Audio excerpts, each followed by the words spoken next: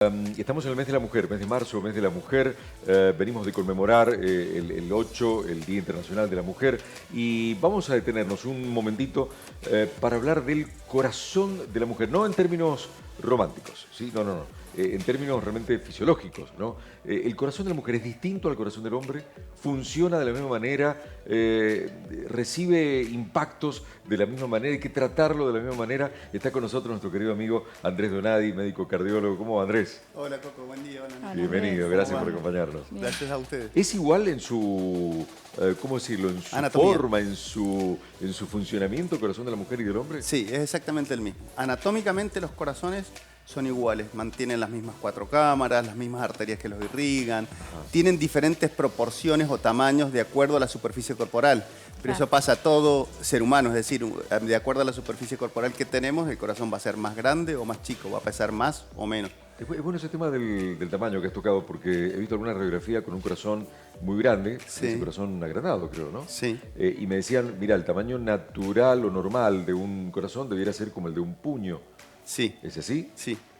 Ese es Claro, pero está directamente relacionado a la superficie corporal. Gente que tiene una superficie corporal voluminosa, el corazón, recordemos que es una bomba, Sí. y que tiene que trabajar frente a una superficie. Entonces, mientras más grande es la superficie que tiene que abarcar su función, más grande va a ser su corazón. Bien. Hay determinados parámetros en el cual ese agrandamiento fisiológico que se genera por mayor superficie corporal Sí. deja de serlo y pasa a ser algo malo. Entonces, por eso vemos, por ejemplo, personas que tienen superficies corporales muy grandes, tienen corazones grandes, Sí. que se adaptaron a esa superficie corporal mayor, pero que en realidad ya no es bueno. ¿Está? Bien. Entonces, va directamente relacionado con eso más que con el sexo. Ajá, bien. ¿Y requiere los mismos cuidados el corazón, la parte cardíaca, digamos, de una mujer que de un hombre? Sí. A ver, la medicina o la cardiología moderna a la mujer la tuvo bastante relegada. Sí. No hubo trabajos científicos hasta el año 50 o 60 en el cual incorporáramos a la mujer. ¿En serio? En serio. En el año 60 el estudio Framingham incorporó a la mujer dentro de estudios de patología cardiovascular. Entonces hasta el año 60-50 la mujer para la cardiología no tenía problema. Qué feito eso. Qué feito. Mirá. A partir de ese estudio Framingham se empezó a ver que la mujer padecía de las mismas patologías que el varón, probablemente en diferentes tiempos, en diferentes formas, pero que en realidad teníamos idénticas y que en realidad subestimábamos de alguna manera a la mujer como enfermedad cardiovascular. Y hoy en día, por ejemplo, la enfermedad cardiovascular en la mujer Sí.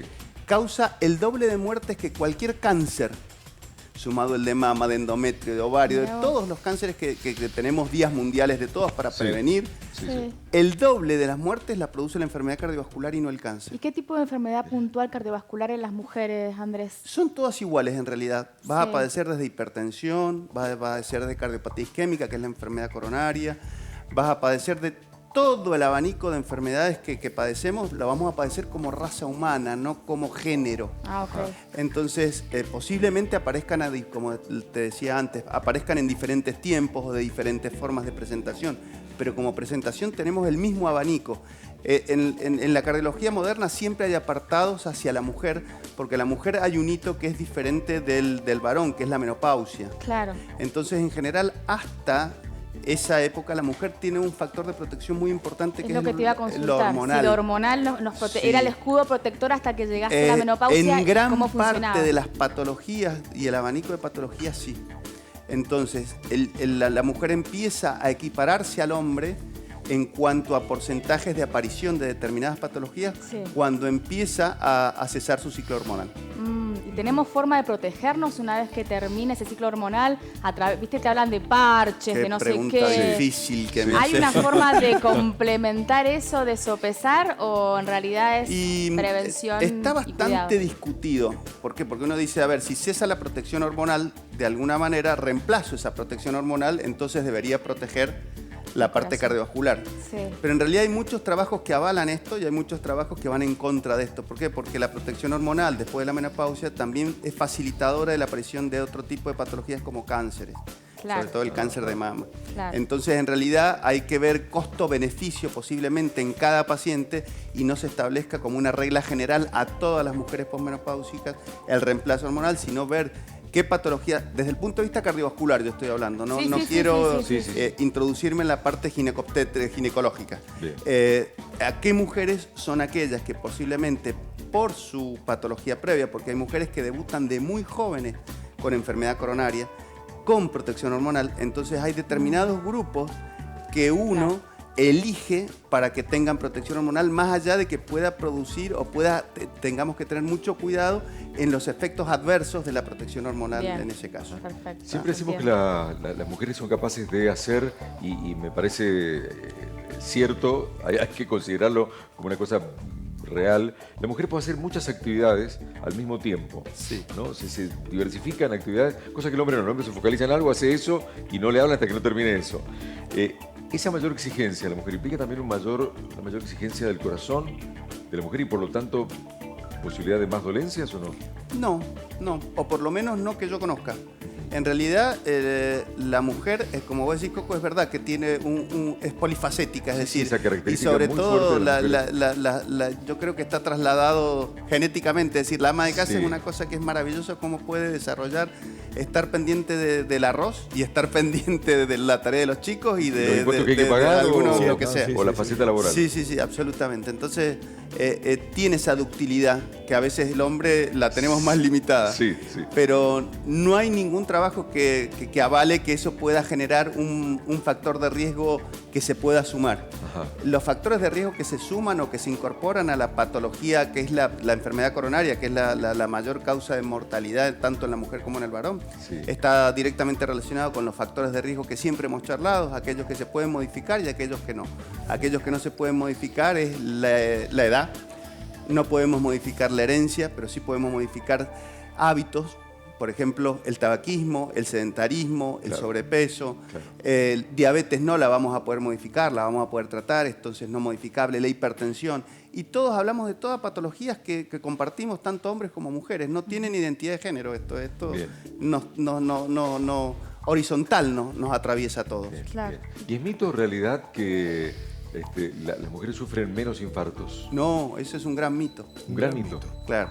En realidad, ¿por qué es un gran mito? Porque en realidad la mujer, como te decía antes, va a empezar a equiparar la tasa de incidencia o de impacto del infarto a partir de la menopausia. Prácticamente nos equiparamos, estamos cabeza a cabeza.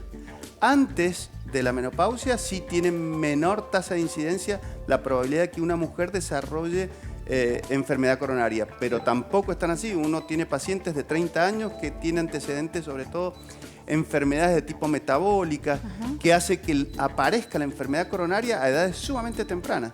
Entonces no hay que, de alguna manera, subestimar los síntomas, que es algo que a veces subestima mucho más la mujer que el varón. La molestia en el pecho, el dolor en el pecho, a la mujer en general eso es angustia. En realidad siempre a la mujer se le pone un manto de piedad, todo lo que tiene es decir, estás angustiada. Ya va a pasar.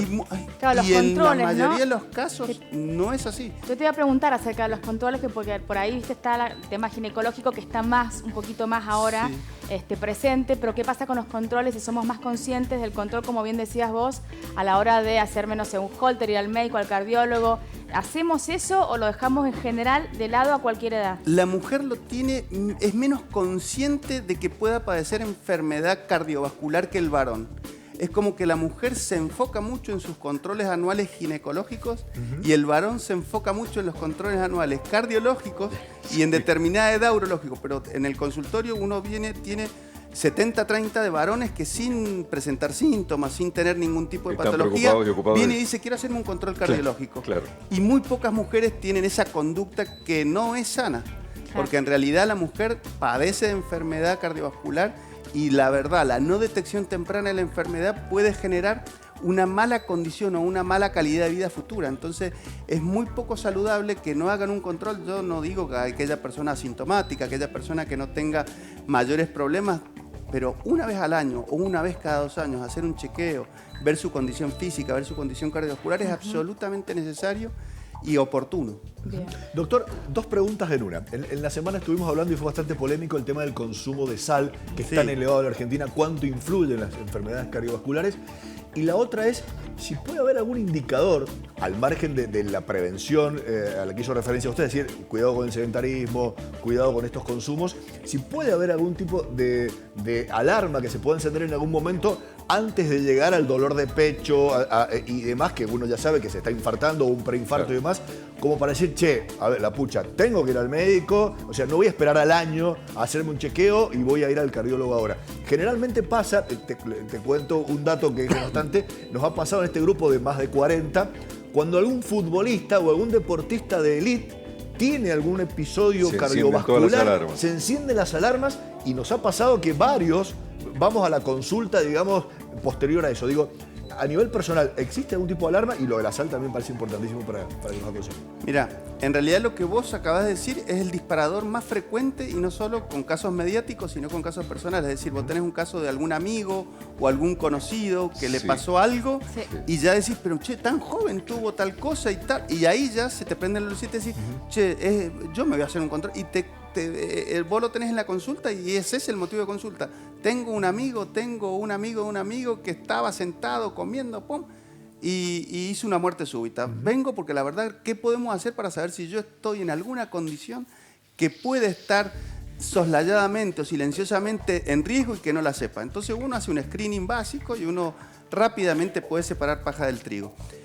En realidad no existe, yo te diría que los factores de alarma que uno tendría que tener son los controles periódicos, es decir, controlar la presión de forma aleatoria, es decir, no solamente el hipertenso, sino el normotenso, porque la hipertensión en el 90% de los casos es una enfermedad silenciosa, no da ningún tipo de síntoma. Solo el 10% genera cefalea, dolor de nuca, mareo, etcétera, etcétera. Pero en realidad el 90% no tiene síntomas y causa muchísimo daño, porque la hipertensión maltratada o no tratada con el tiempo genera mayor prevalencia de accidente cerebrovascular, de infarto de miocardio y de insuficiencia renal.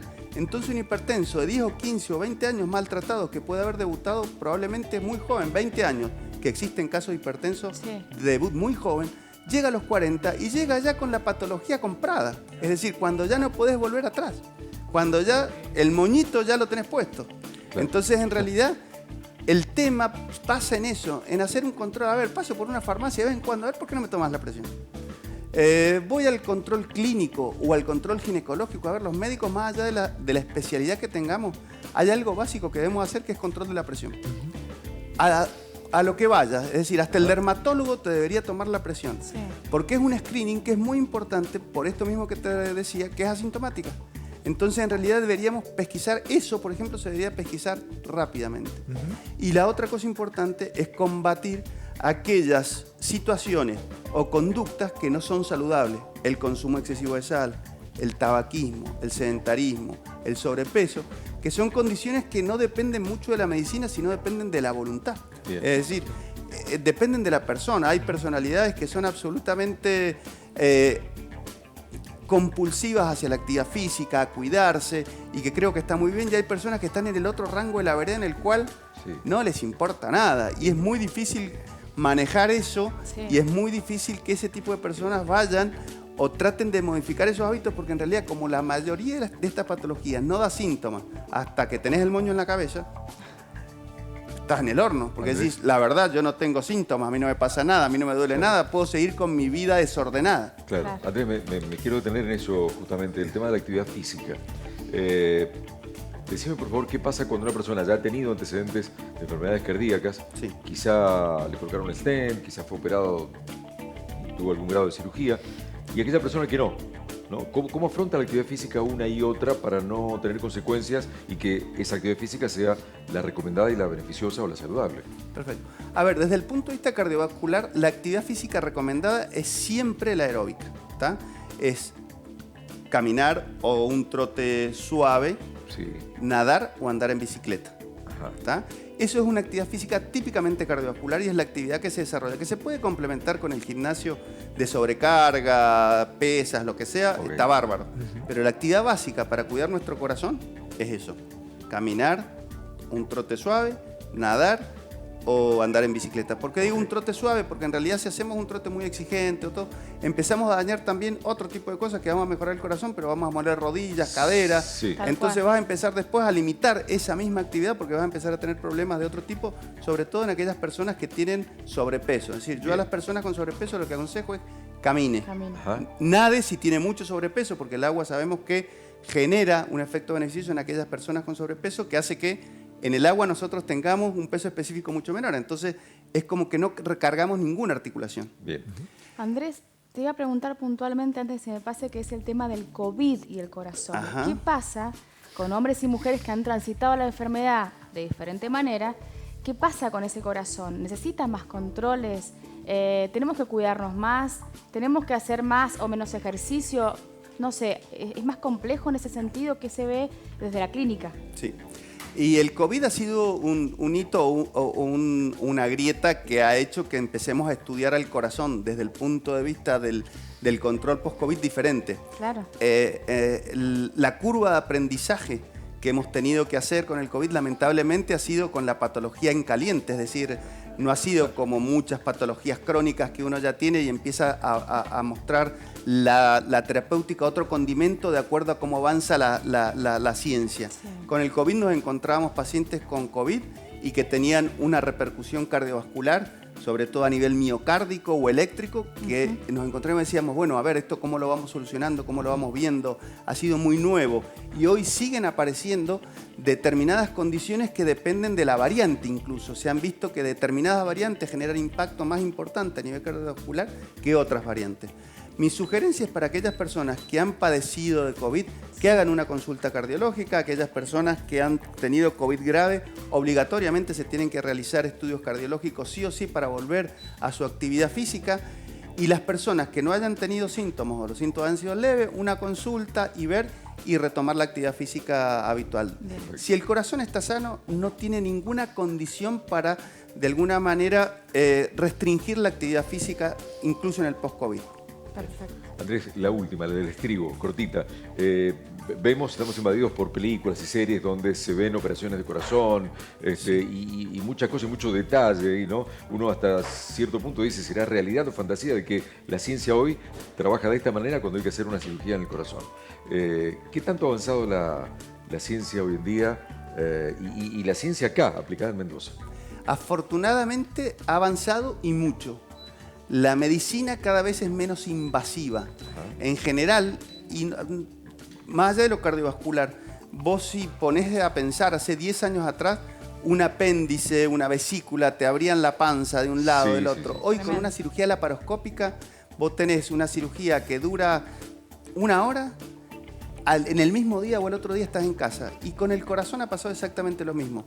Se siguen haciendo cirugías a cielo abierto, es decir, con la apertura a nivel external y como se seguía, que fue, por ejemplo, el caso de la cirugía de revascularización coronaria, que fue nuestro René Favaloro, el promotor y el precursor de este tipo de cirugía, pero ahora ha ganado mucho impacto lo que es la parte de hemodinamia, es decir, lo que es mínimamente invasivo, es decir, a través de un catéter hoy se corrigen determinadas situaciones que antes obligatoriamente se tenían que corregir por este tipo de cirugías. Entonces, la hemodinamia, que es la cardiología intervencionista menos invasiva, está ganando cada vez más terreno.